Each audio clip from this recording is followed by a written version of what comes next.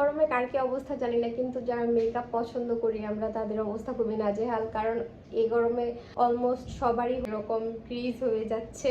আমরা মেকআপ ফেসে দিলেই হচ্ছে অনেক ক্রিজ হয়ে যাচ্ছে। আর মূল কিছু কারণ থাকে। আমরা স্টেপ বাই স্টেপ ফলো করে যদি আমরা মেকআপটা করি তাহলে আমাদের ফেস ঘামলেও কোনো প্রবলেম নাই, স্বাভাবিকভাবে তো আমরা ঘামবো, এটা খুবই স্বাভাবিক ব্যাপার। কিন্তু ঘামার পরেও আমাদের বেস আমরা কিভাবে ঠিক রাখতে পারি সেটার একটা step by step makeup look আজকে আমি তোমাদের সাথে শেয়ার করব। গরমে অবস্থা খুবই নাজেহাল সবার। স্টিল আমি যে কথা বলছি, আমি আমার নয়েজ ইস্যুর কারণে আমার ফ্যানটা অফ রেখেছি, তো দেখো আমি ঘামছি, আমি ঘামছি, বাট দেখতে পাচ্ছ টিস্যুটা ভিজে যাচ্ছে। এই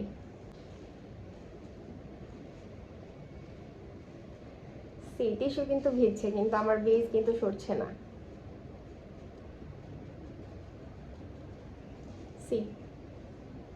এইরকম বেস যদি তোমরা করতে চাও তাহলে আমার ভিডিওটি শেষ অবধি দেখো, এবং ইনশাল্লাহ তোমরা যদি এরকম ভাবে মেকআপটা স্টার্ট করো আই গেস তোমাদের অনেক হেল্প হবে। তো তোমরা অবশ্যই দেখতে থাকো ভিডিওটা। So hello everyone, Tanjia's glamour valley page থেকে আমি তানজিয়া তোমাদের সাথে ফুল মেকআপ টিউটোরিয়াল শেয়ার করতে চলে এসেছি। আজকের মেকআপ ভিডিওটি একটু লং হবে বিকজ আমি কোনো কিছুই স্কিপ করি নাই। তো সবার প্রথমে আমি আমার ফেসে টোনার দিয়ে নিব। আইউরের টোনারটা আমি আমার ওয়াটার স্প্রের বোতলে ভরে নিয়েছি এবং সেটাই আমি আমার ফুল ফেসে একটু বেশি করে স্প্রে করব। অ্যাজ আমি খুবই গরমে এই মেকআপটা করছি, তো আমার পোর্সগুলো মোটামুটি ব্লক করে দেওয়ার জন্যে এই টোনারটা অ্যাপ্লাই করব একটু বেশি করে। এরপরে আমি পন্ডসের একটা ময়শ্চারাইজার নিয়ে নিয়েছি। আমি মোটামুটি আজকে তোমাদের সাথে খুবই রিজনেবলের মধ্যে কিছু প্রোডাক্ট দিয়ে স্টেপ বাই স্টেপ মেকআপ লুকটি শেয়ার করছি। মনে রাখবে প্রত্যেকটা স্টেপের পরে আমরা 1 মিনিট করে গ্যাপ নিব, এরপর আরেকটা প্রোডাক্ট লাগাবো। আর যে পরিমাণ রোদ এবং গরম, সানস্ক্রিন তো মাস্ট। যেহেতু রাতে আমি ভিডিওটি বানাচ্ছি সেজন্য আমি আর সানস্ক্রিন অ্যাপ্লাই করিনি, তোমরা অবশ্যই সানস্ক্রিন অ্যাপ্লাই করে নেবে। এরপরে আমি আমার প্রাইমার অ্যাপ্লাই করে নিচ্ছি। এই প্রাইমারটা মোটামুটি ম্যাট ফিনিশিং দেয়। এটা মূলত হচ্ছে কম্বিনেশন স্কিনের জন্য, কিন্তু আমার কাছে ভালো লাগে, ম্যাট ফিনিশিং দেয় মোটামুটি একটু ভালোই। এরপরে আমার ফেসে দেখতেই পাচ্ছ মোটামুটি হাইপার পিগমেন্টেশনের মধ্যে ডার্ক সার্কেলের প্রবলেমটা একটু বেড়েছে এবং ঠোঁটের চারপাশে একটু ডার্ক সার্কেল ছিল। তো আমি এটা হাত দিয়ে প্রথমে অ্যাপ্লাই করে তারপরে আমি আমার বিউটি ব্লেন্ডার দিয়ে অ্যাপ্লাই করে নিয়েছি। হাত দিয়ে অ্যাপ্লাই করতে আমার কাছে বেস্ট লাগে। এরপর আমি আমার আইব্রো ড্র করে নিচ্ছিলাম। আইব্রো ড্র করার জন্য আমি টেকনিকের একটা প্যালেট নিয়েছি এবং এরপরে আমি কনসিল দিয়ে আমার ফুল আইব্রোটা সেট করে নিচ্ছি। আমার কাছে মনে হয় যে আজকের টিউটোরিয়ালটা তোমাদের সবারই মোটামুটি হেল্পফুল হবে, কারণ আমি একটু সিঙ্গেল জায়গাও স্কিপ করি না, যতটুকু মিনিমাম দেখানো প্রয়োজন। আমি ইউনিকেভের একটা আইশ্যাডো প্যালেট নিয়ে নিয়েছি এবং সেখান থেকে বোটল গ্রিন একটা শেড আমি আমার আইলিডে অ্যাপ্লাই করে নিচ্ছিলাম একটু ভালো করে। আমি আমার ড্রেসের সাথে মোটামুটি ম্যাচ করেই অ্যাপ্লাই করছিলাম এবং লিডের উপরে আমার একটা অলিভ কালার লিডের উপরে অ্যাপ্লাই করছিলাম, আর এটা ভালো করে ব্লেন্ড করছিলাম যাতে এটা দেখতে ন্যাচারাল লাগে। তো আমি আমার আই লুক অলমোস্ট করা কমপ্লিট। এরপরে আমি আবারও ভালো করে ব্লেন্ড করে নিয়েছিলাম, মোর দ্যান ন্যাচারাল লাগুক আমি চাচ্ছিলাম এটা। তো এরপরে আমি ফুল কভারেজ একটা ফাউন্ডেশন নিচ্ছিলাম। যেহেতু সামার সিজনের জন্য আমি এই মেকআপ টিউটোরিয়ালটা করছি, তো তোমাদের কাছে আমার অ্যাডভাইস থাকবে গরমের জন্য তোমরা ফুল কভারেজ ফাউন্ডেশন নিয়ে ইউজ করবে। তো ফাউন্ডেশনটা তোমরা যেভাবে ব্লেন্ড করবে আমি দেখাচ্ছি, দেখো কিভাবে। তোমরা অবশ্যই ক্র্যাক করে করে কিংবা টেনে টেনে ফুল ফেসে লাগানোর ট্রাই করবে না ফাউন্ডেশন অ্যাপ্লাই করার টাইমে। এরপরে আমি বিউটি গ্লেজডের একটা কনসিলার প্যালেট থেকে আন্ডার আইতে এবং আমার যে যে জায়গাগুলো একটু পিগমেন্টেশন ছিল সেই জায়গাগুলোতে অ্যাপ্লাই করে নিয়েছি। এবং ক্রিম কন্ট্যুরটা তো মাস্ট, যেহেতু অনেক গরম পড়ছে, মেইনলি হচ্ছে সামার সিজনের জন্য এই মেকআপ লুকটা করা। তো তোমরা ক্রিম ব্লাশ এবং ক্রিম কন্ট্যুর এগুলো কোনোভাবেই স্কিপ করতে পারবে না, কারণ অনেক বেশি ঘামার কারণে আমরা কিন্তু ফেস একটু পরপরই টিস্যু দিয়ে কিংবা যা কিছু দিয়ে মুছতে লাগে। তো সেই জন্য আমাদের টাচে টাচে কিন্তু ফেসের যে পাউডার ব্লাশ বা পাউডার কন্ট্যুর দিব সেটা কিন্তু মুছে যাবে। এই জন্য আমাদের লং টাইমের জন্য, লং লাস্টিং করানোর জন্য ক্রিমি প্রোডাক্টগুলো দেওয়া লাগবে। এরপরে আমি আমার ক্রিম ব্লাশ অ্যাপ্লাই করে নিচ্ছিলাম, যেহেতু আমি বললামই তো একটু আগে যে আমাদের যেহেতু অনেক বেশি গরম, তো এই জন্য আমাদের ক্রিমি প্রোডাক্টগুলো অ্যাপ্লাই করা লাগবে।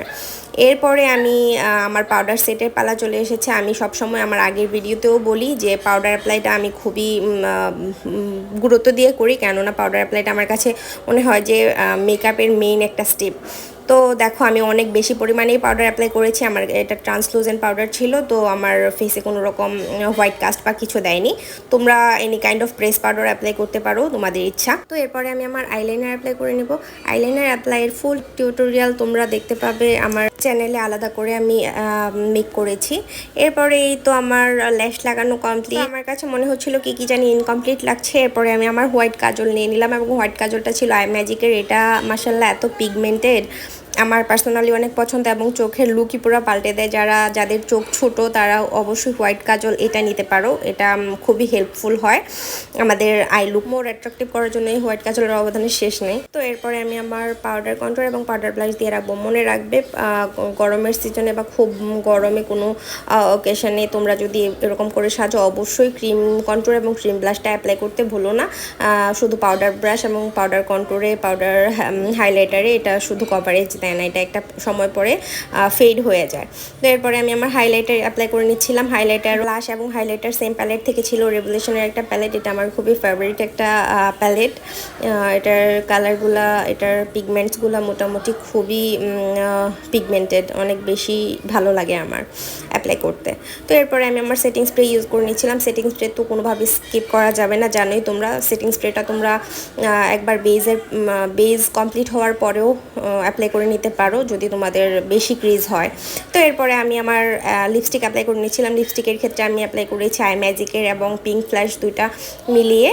তো আমি আজকে আমার ঠোঁটটা একটু ওভার ড্র করেছি, ওভার লাইন দিয়ে ড্র করেছি, দেখতেই পাচ্ছ। এই তো আমার ফাইনাল লুক ছিল। আমার কাছে মনে হচ্ছিল যে খুব বেশি গর্জিয়াস আই লুক আমি আজকে করব না।